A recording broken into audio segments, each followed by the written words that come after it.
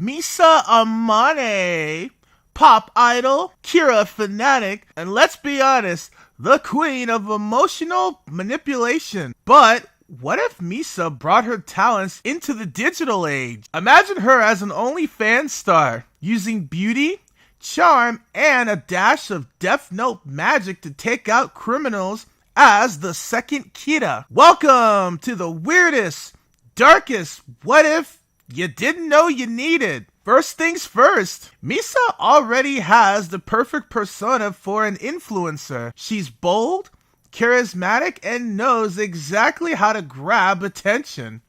Her OnlyFans profile would be a masterclass in branding, cute outfits, edgy content, and carefully orchestrated bad girl gothic image. Let's face it, you'd subscribe out of curiosity alone, and before you know it, you're trapped in her web of content, just like everyone else. But this isn't just about fame. For Misa, it's all part of the plan.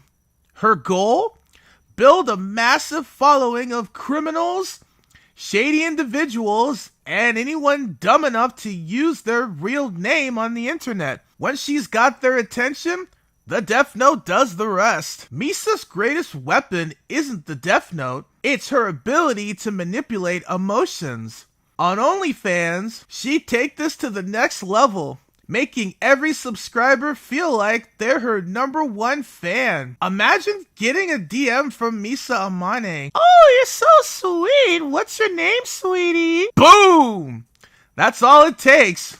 You've handed her the key to your fate, and you're paying for the privilege. Misa's tactics revolve around 3 pillars: flattery, exclusivity, and subtle power dynamics. She'd make her subscribers feel special, offering exclusive content to those who reveal just a little bit more about themselves. Before long, they're giving her not just their money, but their identities. Beware of anyone who makes you feel indispensable with minimal effort. If they're showering you with praise while asking for personal details, it's manipulation, child, not love. Parasocial relationships where viewers feel a deep connection to someone who doesn't even know they exist. Misa would exploit this phenomenon like a complete pro.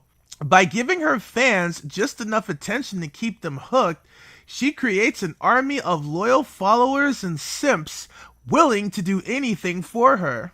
And let's be real, if you were in that chat spamming heart emojis, you'd think, "Oh god, she totally gets me." Spoiler alert, she actually doesn't, but that's the brilliance of her act. Misa would use these one-sided connections to gather intel, identify targets, and maintain her Kira mission without raising suspicion. To her fans, she's just a quirky, nerdy influencer. To the world, she's a second Kira hiding in plain sight. Here's where things get unsettling. Misa's OnlyFans strategy isn't just a dark twist on her character, it's a reflection of how easily manipulation can thrive in the digital age.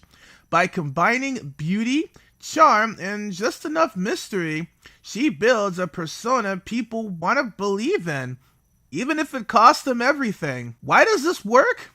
Because humans are wired to seek connection. Misa's fans see her as accessible yet unattainable, creating a cycle of longing and loyalty that keeps them coming back for more. And in her hands, that loyalty becomes a deadly tool. If someone's online persona feels too good to be true, ask yourself, what are they gaining from your attention? Misa's story is pretty extreme, but the tactics she'd use are far more common than you think. So, could Misa Amane use OnlyFans to continue her work as the second Kira? Absolutely. Her blend of charm, cunning, and calculated manipulation would make her an unstoppable force in the digital age. But her story isn't just a wild what if, it's a reminder of how easily influence and power can be weaponized if we're not paying attention. Now, here's the real question. If Misa DM'd you, would you see through her act, or would you end up another name in her notebook. Thanks for watching. Don't forget to like, subscribe, and hit the bell for more Death Note videos. And I'll catch you later. Bye-bye.